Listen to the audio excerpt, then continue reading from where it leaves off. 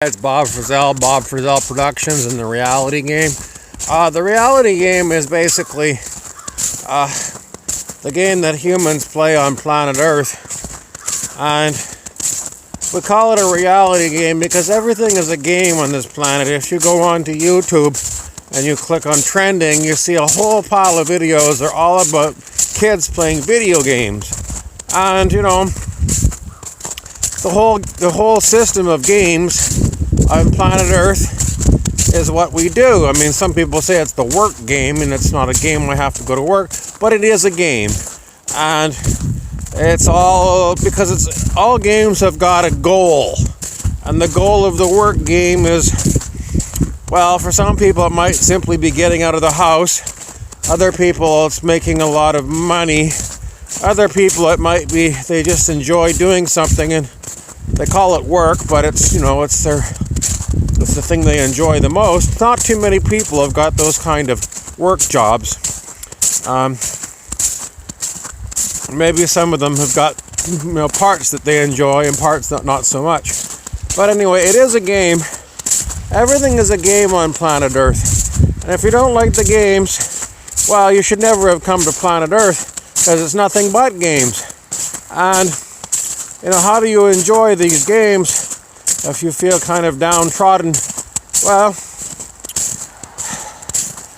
it's very difficult. And we're trying to change the reality game, just so you know, because if you don't try and rattle the cage of the people, you know, playing the games and making the games, then you're going to have the same games going on and on and on.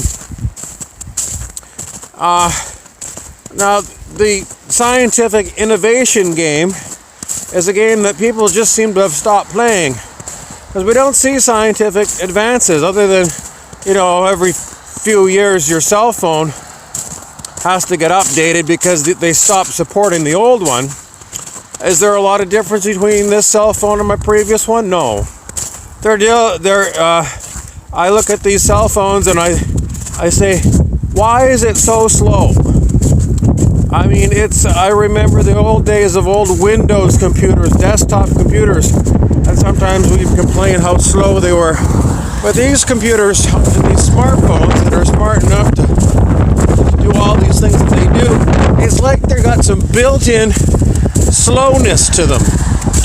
You know, like you click on Google, for example, and you click on, you know, you want to say something to Google, and it takes like 3 or 4 seconds for the Google to get ready, and then it gives you the beep and it's ready to listen to you.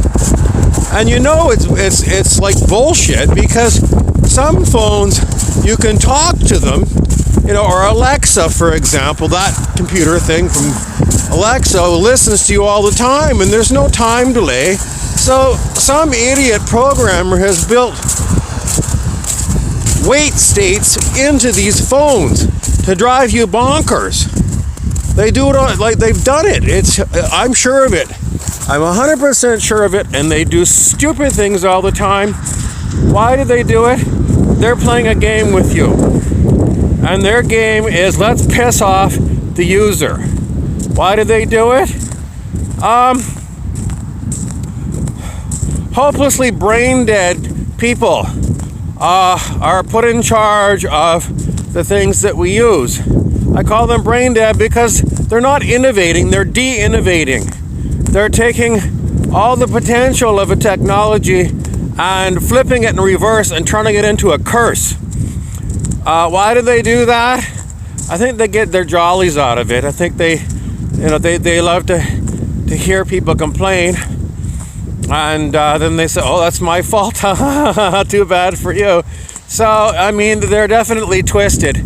And, you know, that's a Google game, one of them I noticed recently. The other one is on Facebook, when you make a comment, and now sometimes it will, instead of just putting a comment in the comment sections, it will go and use Facebook Messenger and send the comment by Messenger to the person that you're commenting to.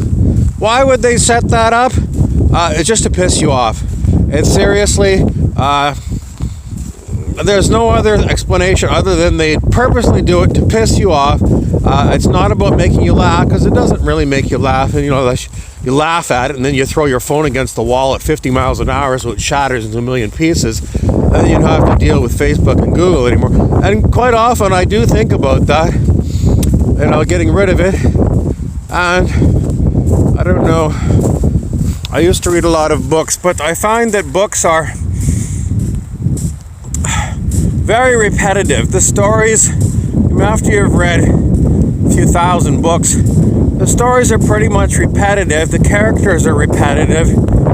There's nothing really interesting in these books anymore. So, I could try and open a carpentry shop, but, it costs a lot of money to get carpenter's tools and to get a heated warehouse and buy lumber and electrical bills and heating bills. And so, carpentry as a hobby is not exactly cheap. I suppose I could maybe try paper mache, but it makes a lot of mess. The other people in my house get mad at me for making a mess. They want to eat dinner on the kitchen table. It's very frustrating. So, what I've done today is I've gone for a walk. It's a fairly nice day for winter. And I didn't bring gloves. Maybe I should have, because holding the phone is kind of cold.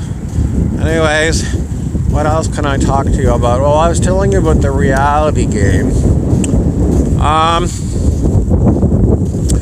No, I'm not going to talk about that anymore. It's been done. I'm going to talk about nothing more. I think I'm done my video. Thank you for watching.